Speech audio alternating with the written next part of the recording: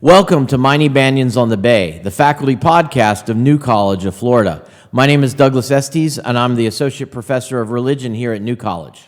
And my name is Bruce Gilley, and I'm the Presidential Scholar in Residence here at the New College. We are very happy to have with us today Dr. Rohan Loveland, who is Assistant Professor of Computer Science and Data Science here at the New College of Florida, has recently joined us and is here to talk about the brave new world of computer science. Welcome, Dr. Loveland. Thanks, Bruce. Maybe tell us a little bit about your story. How did you get into computer science? What's your career trajectory been? And tell us the whole story up till your arrival at New College. Wow. How long do we have? Anyway. I guess I'm originally from Las Cruces, New Mexico. Went all the way through undergraduate school there at New Mexico State University, so hometown university, studied physics and electrical engineering, and within electrical engineering sort of started gravitating towards data analysis kinds of problems and so on. And this was all back in the dim mists of time when there was a lot more overlap between what we would call data science nowadays and electrical engineering, for instance. There's still some, but there was not a data science major back then, per se. And so anyway, I did that as an undergrad. I then went off to the Peace Corps very briefly, and then went back, got a master's degree in electrical engineering, tried to do some startup stuff that failed spectacularly, kind of bounced around a little bit, worked at Los Alamos National Laboratory some, tried to do some more startup stuff, failed spectacularly, went back and got an MBA at the University of Texas at Austin to try to learn how to be an entrepreneur better, and then worked for Boeing and then a lot more for Los Alamos National Laboratory with occasional excursions into entrepreneurship. Okay, but at some point you pivoted towards the academy. Well, and actually I should say, and then I did go back for a PhD, or a DPhil is actually at Oxford University. So did that for about 4 years, ironically at New College of Oxford. Mm-hmm. So it was meant to be. Yeah. This New College is named after the New College at Oxford. Never name anything new. The New College at Oxford is about 700 years old, and so yeah. Anyway. So kind of interspersed, most of my time has been either at Los Alamos National Laboratory or trying to do a little bit of startup stuff. About 5 or 6 years ago, I kind of made a pivot and went into academia, or decided to go into academia. And so I was a visiting professor at a small college in Washington State for a little while and bounced around a little bit and then ended up here. Good. And you've recently published several papers that deal with anomaly detection or anomalies. Tell us a little bit about that. Sure, yeah. So anomaly detection is kind of a sub-area of machine learning, or loosely artificial intelligence, that deals with, in my case, if you have very large data sets, so you don't have enough time for a human to look at every single thing in the data, what you'd like is some automated way to come up with flagging or bringing to some human's attention anything that might be unusual in the data. And you can also expand that just to exploring large data sets where you have rare categories. So if you've got a haystack and there's a needle in it, then anomaly detection would be the way to find a needle. Yeah. Or when you didn't know what the needle looked like in advance.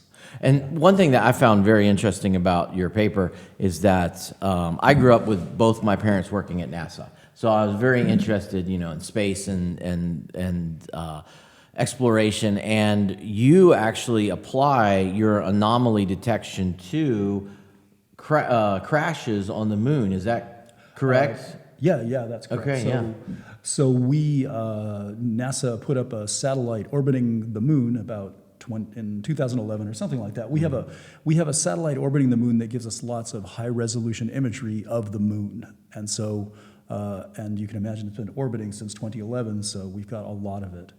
And so it's possible to take that data and look for unusual things within it, and so. Unusual things include crashed probes that we've sent. And There's a larger effort at NASA which is related to detecting biosignatures and/or technosignatures that are in space, and so. Right, so this is sort of an optimistic field. Like I was literally at a conference this last summer which had astrobiologists at it. Right, so astrobiology is optimistic in the sense that it presumes there is something out there, some kind of life, some kind of biology that's out there beyond ours. But it doesn't have to be intelligent. So the little green men thing is probably mostly off the table. Let's look for some bacteria or something like that. And so anyway, part of the way that you could approach that is to use anomaly detection as kind of an agnostic. We don't know what we're looking for, but if there's something out there that's different, then this would be a way to possibly find it. Now pivot that from natural anomalies to human-created anomalies, which might be more nefarious. Is there a translation of this technique from looking for natural anomalies to looking for human anomalies? Sure, Or yeah. So social anomalies or something?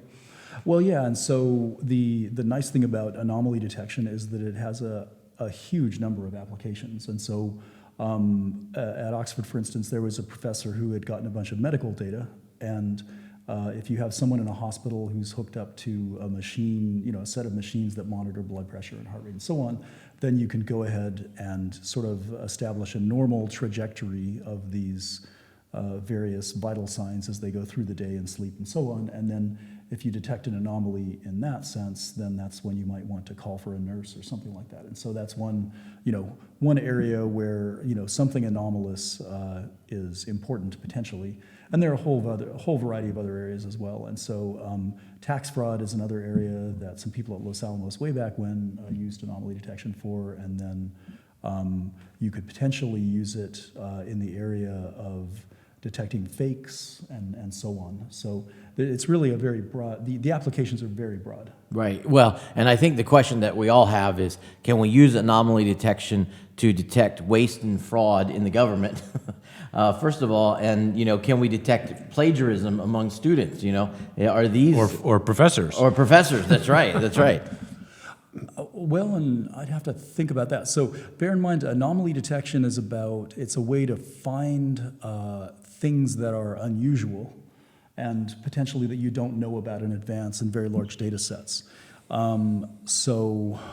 Is waste fraud, ask yourself these questions. Is waste, fraud, and abuse unusual? For instance. Right. So, The whole government's an anomaly, it turns out. right, and so if Or everything's non-anomalous is the everything's problem. an anomaly, then it's not an anomaly, and so on. And so you run into these kinds of issues. And so there might be some things, where someone has tried to cover up their tracks or something like that where this could apply, but it's not guaranteed that waste, fraud, and abuse is anomalous in the sense that you're going to catch it this way. I think the model with plagiarism would be we would not expect two separate articles or books to have identical language over a certain number of words or sentences. That wouldn't be expected. So if we found parallel or identical language being used in successive sentences closely clustered together, that would be an anomaly, right? The model would say, oh, that's unusual to see exactly the same language structure being used in two different papers by two different authors. Potentially, yeah. Though in that case, you might go directly for, you're really looking for repeated, if you have, I don't know, even 5 or 6 words that are repeated verbatim in a row, the statistical likelihood of that starts to get really low really quickly. And so there are, in some cases, you don't so much need anomaly detection as simply direct tools that look for the kind of thing low probability. But it's a guided, search in the sense that this is the kind of thing that we're looking at, which we think, which if we find it, we know is a very low probability event. Now, my sense from artificial intelligence, and you can tell me whether this is true in the community of computer scientists, but when it first came out, when we're talking 22, 23, right? ChatGPT was 23, was it? It came out. I think so. The first, I think, the general social response was a kind of panic, just social panic, existential angst, and people were saying the end is coming and the bots taking over. My sense is, fast forward 18 months, there is a lot less of that existential angst now. And the question that's being asked today is, how can we embrace this? It just seems full steam ahead. And that kind of shifting of the sort of security fear response to now the kind of innovation embrace response is what I'm seeing as an outsider. How is it playing out within that world? Well, I think the angst is driven by a number of different scenarios. And so, if you find someone who's angsty about AI, then it's worth sort of drilling down and asking, okay, well, what are you worried about specifically? And so, some people instantly sort of hopped to Skynet, which is a reference from the Terminator series, for anyone who's seen that. Anyway, so Skynet is and very briefly in this sort of dystopian sci-fi scenario, humans create robots where the robots then gain sentience or become artificially intelligent, and then Skynet is sort of coordinating all of the robots, and one of their first activities is to attempt to kill off all of humanity, right? And so, but I think that thinking's a little primitive to the extent that the automatic assumption is that the robots are going to want to kill us all, and that's because they want our stuff, presumably. Right, and so this is really a very anthropomorphic view, right? Where humans have a lot of you can make an argument that all wars are basically resource conflicts, and so this is sort of mapping a lot of ourselves onto AI and its physical embodiment. So is Skynet likely? No, I don't really know. It's equally likely that AI will just if it gets embodied, it will say, well, you're boring, and it'll go somewhere else, right? So it's not Skynet is not inevitable, So but I think some other things that are a little bit more reasonable to worry about maybe are very rapid societal changes, which could be reflected in job displacement or disruption, for instance. And I think that's a very likely one. And how we're going to deal with that remains an open question. But this is where I am a UBI fan, even though I bet you're not. But what's UBI? Oh, I'm sorry, Universal Basic Income. I see. Yeah, and so that's a political question, obviously. But basically, if we get to a point where we have AI that has rapidly displaced a vast chunk of the human workforce, and we haven't figured out yet how to re-employ those people gainfully, we need something to fill in the gap. And so if you have a very rapid shift in technology and you don't have a correspondingly rapid increase in innovation and putting people to work, you end up with this mismatch. And so that's one of the areas that I personally am concerned about. And UBI may be a necessary stopgap along those lines. So anyway, that's a different thing to be angsty about with respect to AI. Yeah. And then I don't know what makes you all anxious, if at all, about AI. Well, I have a question to follow up with what Bruce said, and this is one, of course, that you can't answer, but so we're just interested in your opinion. AGI, will it happen? Is it possible? What do you think? What will it look like is really more the AGI question. means what? Artificial general intelligence, the sort of the idea that the AI can have a sentient interaction with humans. Yeah, well, it kind of depends on who you talk to as to whether or not we're there already to some extent. Okay. So, what the current AI is arguably a sort of a model for it is when you're talking to AI like ChatGPT or Gemini or whatever, then you're really asking, what would a smart human have said on the internet in response to this question? Is a way to sort of think about what's coming back. Right. And how this thing has been trained is it's literally been trained on all of the information they could get their hands on, and that this is kind of an interpolation at a level that we don't normally think about interpolation, which is we think about interpolating curves, we don't think about interpolating paragraphs, but you can, and right. It is, and so on. But there's a different branch of AI which is based on agents which learn how to do things from reward systems. And so this area is called reinforcement learning. And for instance, chess, what they have are chess bots where they will, now you train a superhuman chess playing agent by just having a bunch of computers, a supercomputer, if you will, play another agent, and within about 4 hours, they go from knowing nothing to beating world champions.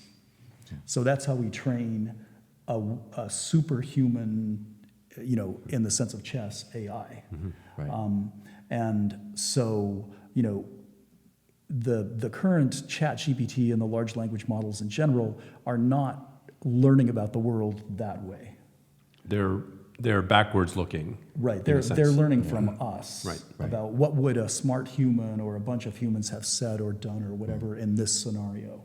But there's a different way to get there, which is to actually have something learned directly, which is what we do, right? So Right. we start with we have That's our kind of game theoretic approach to human we have interaction, right? Right. We As have an incremental development process where we crawl, we learn to crawl, we fall over a bunch of times, we touch hot stoves, we do things. So we learn from the environment, and we sort of build things up that way to our worldview overall. And so this other, in my admittedly ignorant, I know some about AI, but does anyone really know about AI? Yeah. Well, Well, someone's building these models, right? And presumably they're computer science graduates or electrical engineering graduates. They are, but the funny thing is, if you ask them what's actually going on inside of them, they start to guess, right? And that's one of the things about a major shift that has happened in terms of machine learning and artificial intelligence is that once you have these systems where you're no longer stepping back to chess for a minute.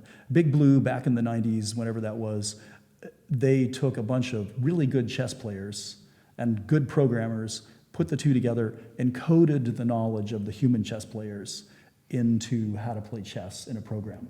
We're not doing that anymore. This thing's learning on its own based on playing a lot of chess. Or in the case of a video game called Dota, they simulated 5,000 years of gameplay in order for their Dota agent to learn to play the video game. yeah. So in other words, they're generating data and using it to learn as opposed to simply scooping up past data. They're generating an environment, a simulated environment, and then having this agent learn within that simulated environment. But the nice thing is you can accelerate that, and you can run it in parallel on a bunch of computers, and so the result is that you can actually have 5,000 years of gameplay happen in 2 weeks on an entire farm of computers. Yeah. And so, but that's a sort of a staggering capability. It also implies that if we develop simulators that are sort of enough like real life, then we can train agents in those same things, and then they can also combine information in ways that we can't. Like I can't just put my brain together with you guys' brains. But I personally cannot wait for an artificial intelligence-based flight crew in the cabin. I think it'll be much nicer, thank you. well, they might be much nicer, but it still makes me a bit nervous. Yeah. When they encounter an unknown situation, then strange things could happen. Right. Well, and I think that implicit in what Bruce's argument is, or his suggestion is, that right now AI is localized within mainframes, but once it goes live within robots, then we're going to have a whole nother experience as humans, because we'll actually be interacting with AI out in the wild, where they will receive inputs from their interactions in a way that, at least from a human perspective, feels different than the way they receive inputs now. Definitely. And I mean, this is where we need to be really careful about anthropomorphization. So in other words, mapping what we are onto them. Because for instance, every single one of these robots could at night sort of synchronize, compare and combine information, and they could all have the same personality every day. And so imagine you're not just talking to your personal car robot, you are talking to every car in existence effectively. And they have ways of combining this information that we as humans don't. Right. Let me switch to another hot topic in the computer science world, which is cybersecurity, for lack of a better word, as an umbrella concept. The more we build out, the more vulnerability points we are creating. The more we use it, the more vulnerability points we're creating. The more we do that, the more that companies try and put in place protections, or people change their behavior to ensure the integrity of their data or their computers. Governments, however, want to be able to access some of this information for law enforcement purposes, And the news item I'm thinking about is that the UK government has just asked Apple to build a backdoor into its encryption systems as part of their kind of mandated national security requirement. And Apple was very concerned about that because once it's there, then there's no stopping Russia or China from exploiting that. Where do you see that the cyber? It almost feels like cyber war. I don't mean war in terms of interstate war, but I mean just the battle for security versus the battle to unwind those securities, either through government action or through hacking. It just seems like an arms race, and I don't see where that ends. Well, I think it is a bit of an arms race, but it's also something where, what are we, the people, as represented by our governments, allowing to be done? And this is where I'll say, well, I'm just going to go out there and say that I think the UK has gone entirely insane with respect to freedom of speech and so on. And so you can literally get thrown in jail for a tweet right now in the UK, and people have been. And so to me, this is an absolute bright line that has been not just crossed, but leapt over. Mm-hmm. Yeah, rushed over. Yes, rushed over. And so, it seems to me that the Brits are well on their way to, are in now a somewhat Orwellian environment with respect to their entire system. And so the notion of then cooperating further with this by enabling their access to all of the information on your phone is something where if I lived in the UK and this became possible, then I would probably give up on cell phones, and so. We've seen efforts in the United States before to do this. There was the Clipper chip back in the Clinton days, which was actually a piece of hardware that was supposed to be built into all computers that would provide a backdoor and so on.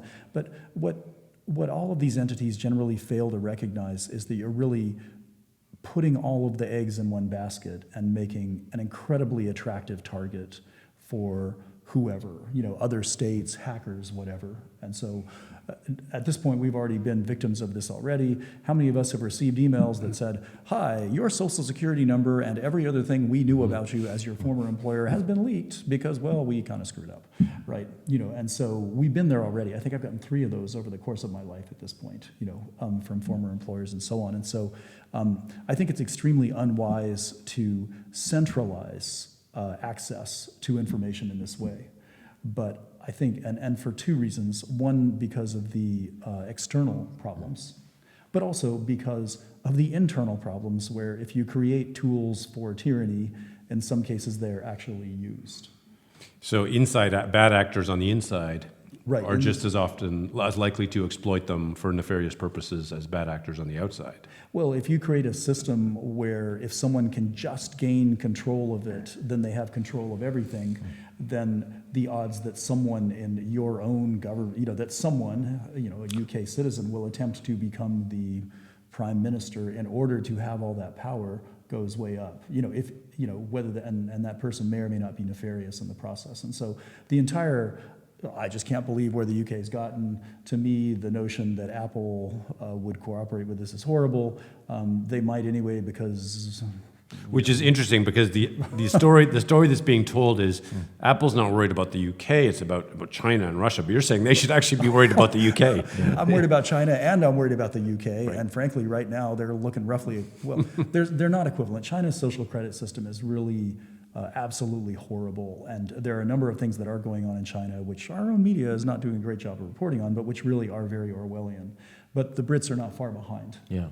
I think also that there's a lack of corporate accountability too, because one of my pet peeves is that, let's say I'm a day late with my credit card payment. I'm going to get a large fee as a result of being late, but the same credit card company can, lose my data to bad actors, and there's no fee coming back towards me.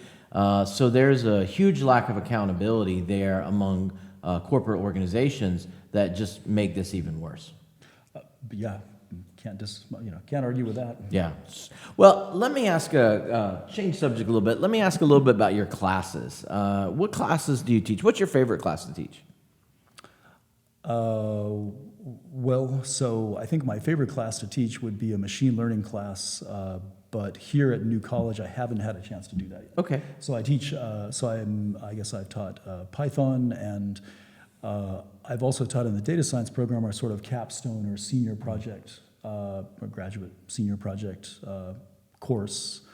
And then I'm teaching computer architecture right now as well, but I've only been here a semester, so anyway, yeah, I haven't taught that much here yet. Is the interest in Python still high? Yeah, so I had, I think, 45 students Wow. in my Intro to Python class last semester, and I think I'm at 20-something this semester, I think, yeah.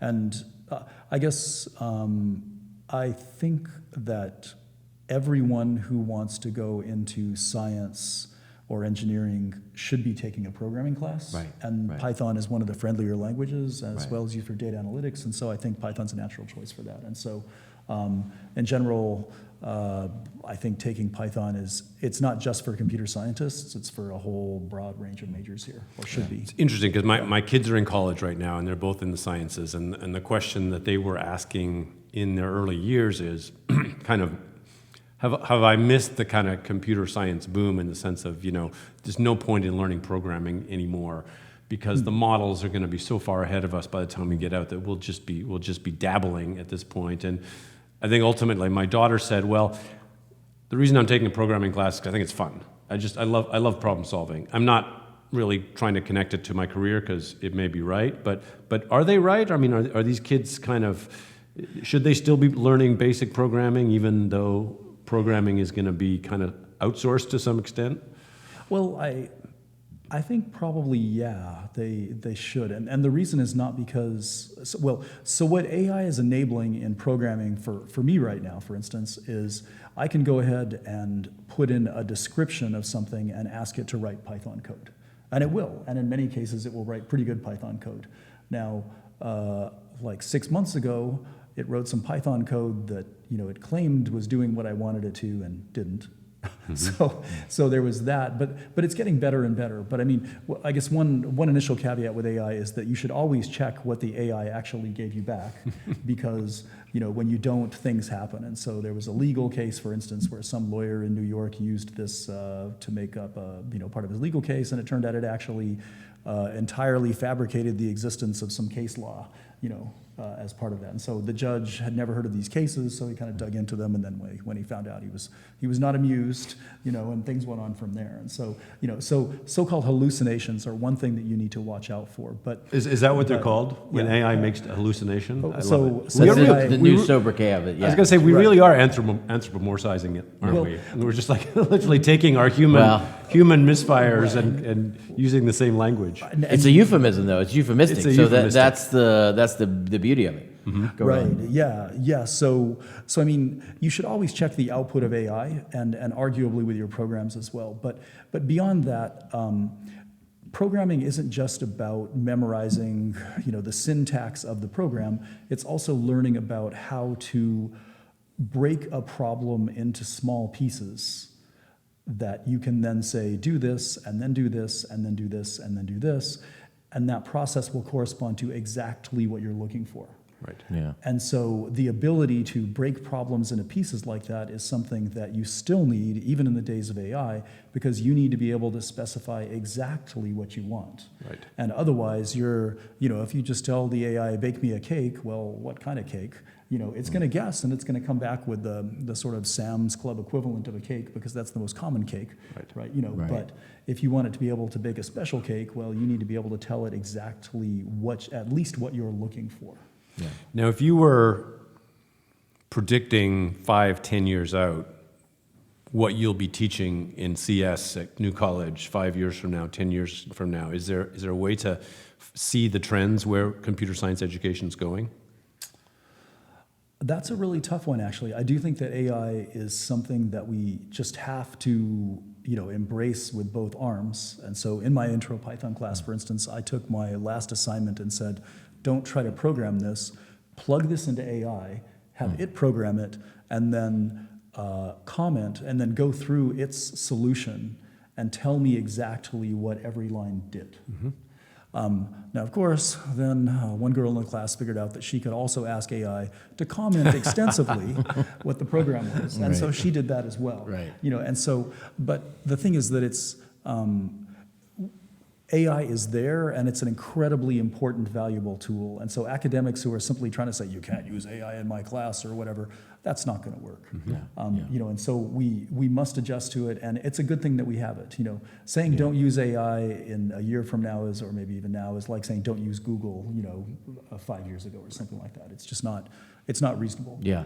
Can I want to, as a humanities professor, I want to defend everything that you just said, including taking Python. I know, like in my own life, that I had my undergraduate degree in chemistry, and when you take organic chemistry, it makes you think about the world in a different way than you ever have before. I learned to code BASIC. That makes you think about the world in a totally different way than you have before. And so even at liberal arts college, like New College, the ability to take Python and to look at the world in a whole nother way is exactly, I think, the result of what we want for a liberal arts education. I agree, and it actually, I think it goes even further than that. So Great. With the sciences, for instance, well, there was some Secretary of State earlier who said that everyone should be required to get a degree in physics, whether they did anything with it ever or not. I mean, I thought that was very extreme, you know, and I wouldn't recommend that. But clear exposure to science classes and some programming, absolutely. Well, and right, the reason why, like with your chemistry, for instance, what it probably convinced you of is it strengthened your belief in the existence of an objective reality. Okay. Right, and so there's something. So if you take chemistry and you see these experiments happening day after day, whether you know you're there or not, so to speak, then what's that? If a tree falls in the forest and no one is there to hear it, does it make a sound? Well, Right. the answer is absolutely it does. You know, it does, and that I think sound we're all foundationalists here, so reverberates, right? And you know, so that happened, and the results of that happening are encoded in a million different ways in our world, right? But you know, someone who never sees the sciences probably doesn't think like that. Right. One last question. Students considering applying to New College, considering the computer science degree here, is this a good place to study? What advice would you have for them in thinking about their choices? Yeah, I do think that it's a good place to be, and in fact, well, I think New College, so I'm new here, but New College has I think a tradition, which I'm finding out more about, of an incredible amount of attention given by the faculty to the students in terms of, contracts through your advisors, narrative evaluations, and so on. And so I think this place is a great deal. The question is, can we possibly sustain this, you know, with more students? But I would say, if you're looking for a college where you will have access to your professors and get a great deal of attention from those people, this is a fantastic place to be, and is the exact opposite of a place like, I was at UT Austin with 60,000 students, and there were 5,000 students in my department, and in electrical engineering, and when a professor saw a student in the hall, he ran away instantly because there were just too many of us and overwhelmed. And so I think that New College is a great place to still receive a fairly unusual amount of attention from the professors. Right. Wow, that's great. Well, we're so happy to have Professor Rohan Loveland here with us today. And this was only the second of our podcasts this semester. We have a lineup of fantastic New College faculty to be interviewed. Watch for those podcasts appearing on the YouTube channel. And until next week, Go Mighty Banyans!